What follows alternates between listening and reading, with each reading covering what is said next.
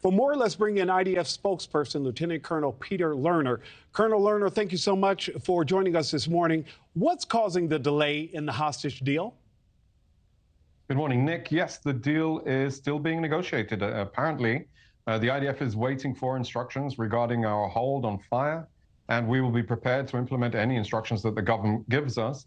Of course, it is a challenging situation, but we are pursuing and continue to pursue Hamas during in the last 24 hours and looking forward until their instructions to hold our fire comes through. The Hamas continue to challenge us on the battleground, and we continue to take out their positions one at a time, every location, their tunnels, their weapons capabilities, their command control capabilities. The war is moving forward.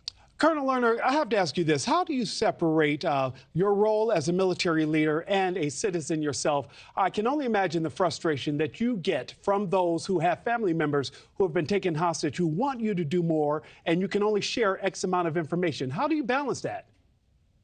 Nick, we are all in this together. Israel woke up on the 7th of October in this devastating reality. And we've seen society rally around the IDF. I myself, as a reservist, had no question about the need to report for duty. And indeed, we have to be transparent, but we also need to safeguard our forces on one hand, but also utilize our efforts in order to bring the hostages home, every last one of them. And we can't do anything that could jeopardize that, because just being too open could put that in risk.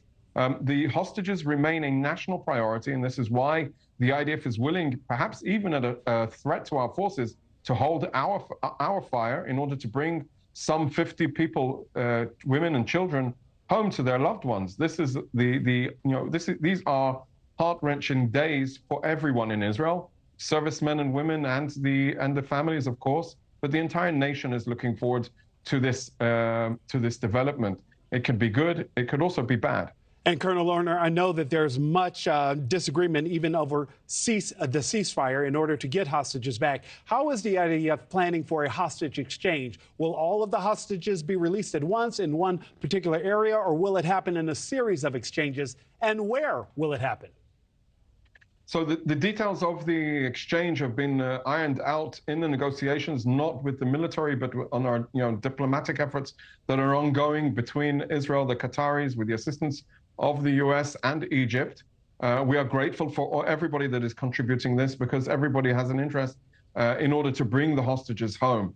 I don't want to go into specifics. Obviously, there's operational concerns of the release process. But it does appear that it's supposed to be over the course of several days in installments, and we need to be utilizing our force in order to assist in the release of the hostages, of those women and children that need to be brought home. And Colonel Lerner, because I know you say you can't go into details, and I have less than a minute, but I do want to ask you, will the ceasefire begin before the hostages are released, or only once you actually have them safely back in Israel?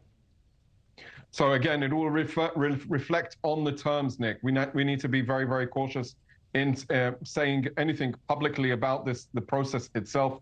Our government will instruct us when to hold our fire. We will, as a professional military, hold our fire. Colonel Lerner, thank you again so much for joining us. We understand that you are definitely dealing with an enemy who does not play by the rules. So we respect everything that you had to say this morning, and we wish you all the best. Happy Thanksgiving, sir. Happy Thanksgiving, Nick. Thank you. Thank you for watching. Go to newsnationnow.com to find NewsNation on your television provider. And don't forget to click the red subscribe button below to get more of NewsNation's fact-driven, unbiased coverage.